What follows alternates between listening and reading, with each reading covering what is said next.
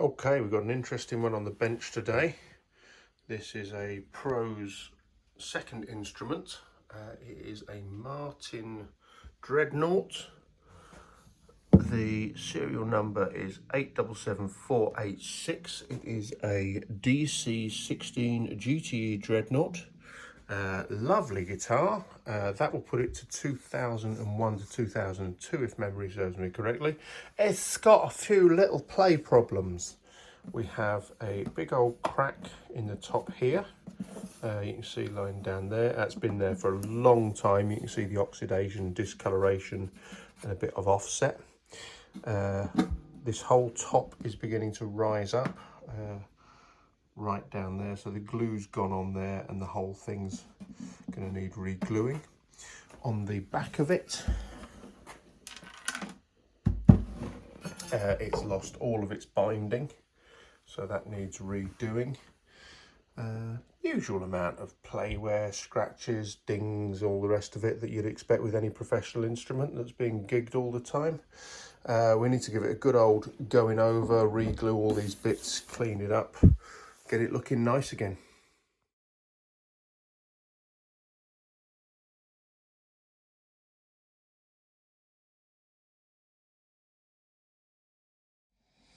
Okay, so quick clean up. What you can see is several areas of fret wear going all the way along. It's going to need quite a bit of work on there. Let's see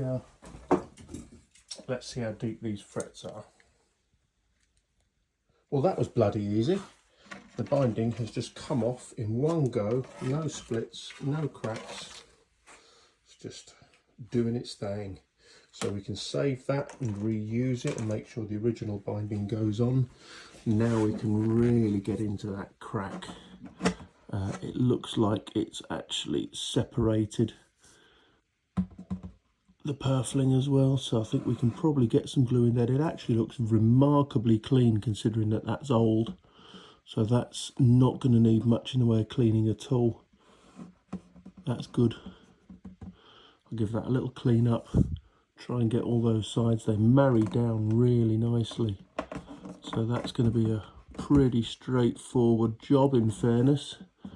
Get some glue in there, get some clamps on that, and then we can start on the rest. Right, so here's the internals.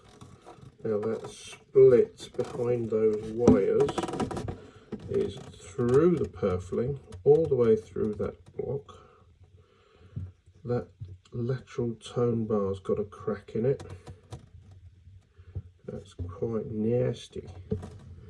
The rest of the bracing on the lower side, on the back, looks in good nick. It's very diminutively braced. Nice scalloping going on. That's going to be a bit of an issue getting into that crack there on that brace. That will cause problems. At the front, it's a very old battery.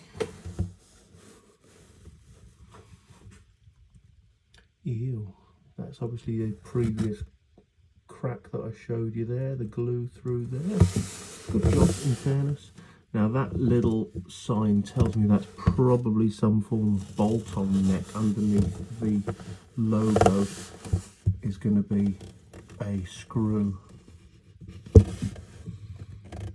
rest of it looks pretty standard, to be honest with you.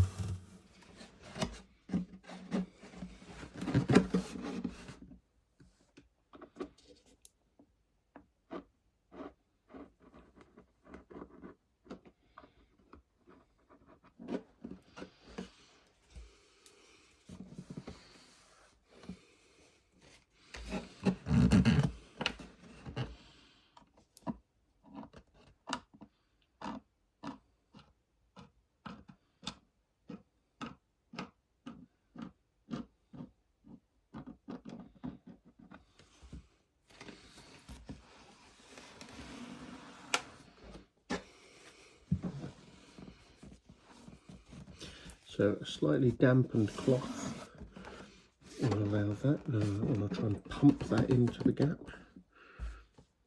Get as much glue in there as I can.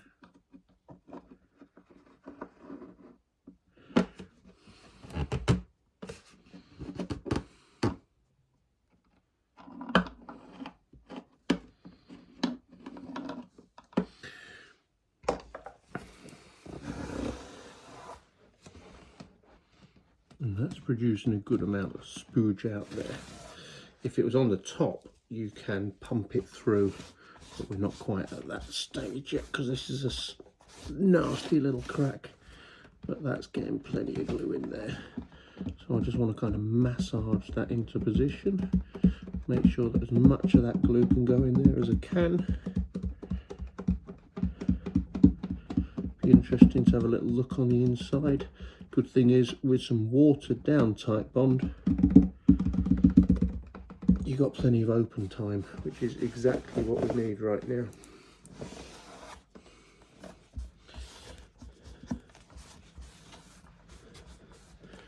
So come on, let's have a look on the inside and see if there's glue come out. So there's my crack. I want to see glue. Focus, you bastard. There we go. So I can't really see glue coming out of there yet. I need to get more in there. So as you can see, just persuading that top up there, we've got plenty of glue in there now. So if I just remove that, that is now going to sit down quite nicely. I'll continue to pump that in and give it a good clean up and then get the clamps on.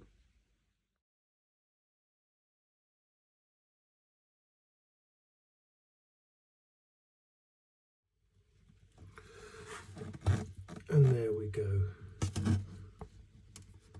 So we'll give that a little bit of a clean off, give that 24 hours, get on to step one, but that's a nice glue up. I'm really chuffed with that. Okay, now the good news is that this has now sat down into a really good plane. So I'm actually going to get some glue in here, pump it in, and get this crack all settled at the same point. I see no reason why not to. So it's really sat down quite nicely. So if you get your glue in,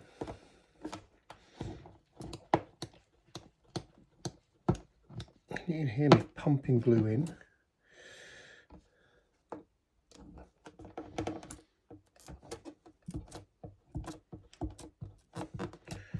Get that squished in as best as it can.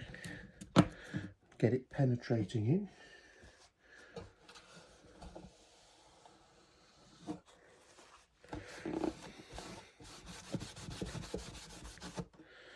And get that 2 or 3 applications in there.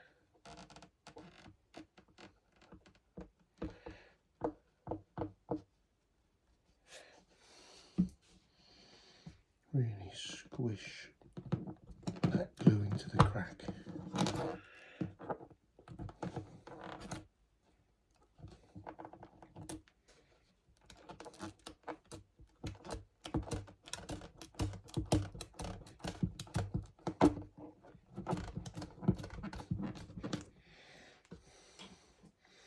That's good.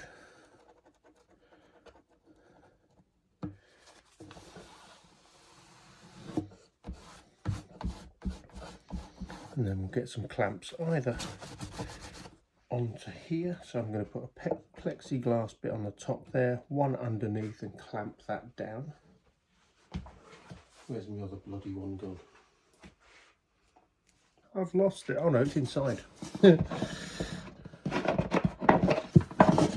It's there, isn't it?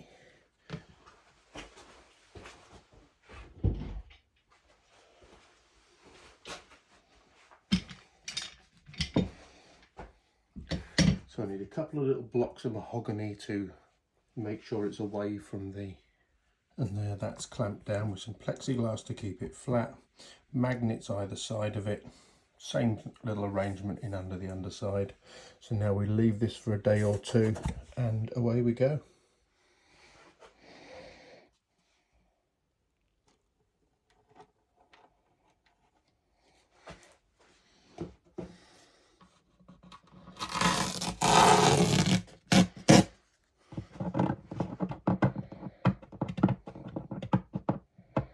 Yeah.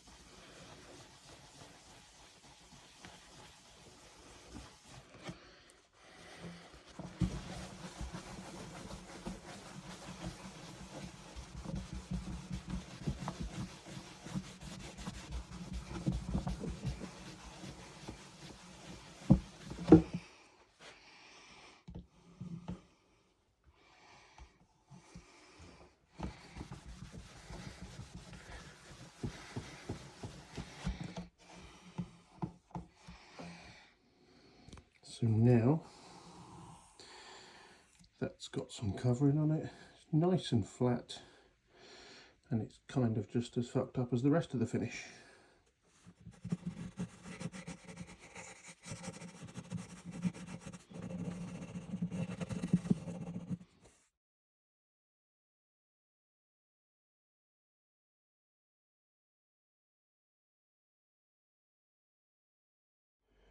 Okay, so we'll see what goes on with this playware. It is pretty deep, an awful lot on the upper strings, on the treble strings. Let's see if we can't just at least dress that down a little bit, so at least the intonation's good, because the playability is apparently not bad, but we'll have a look. So the idea with recrowning is that you take off the edges and file those down so that that portion that has been ground down is more in the centre. So it's not necessary to give you any fret height back or make it, but it certainly improves the intonation considerably and makes it feel better under the fingers. So the idea is that you get your fret and you're gently rounding off until that black line that I've put on there has got a very thin little crease in the middle. And then I could just round off so that it's even thinner. So as you can see now, that you've still got a little pit there, but the edges of it have gone. So it sort of minimises it to a certain extent. It's still pretty deep, so we'll get some strings on it and we'll see how it plays.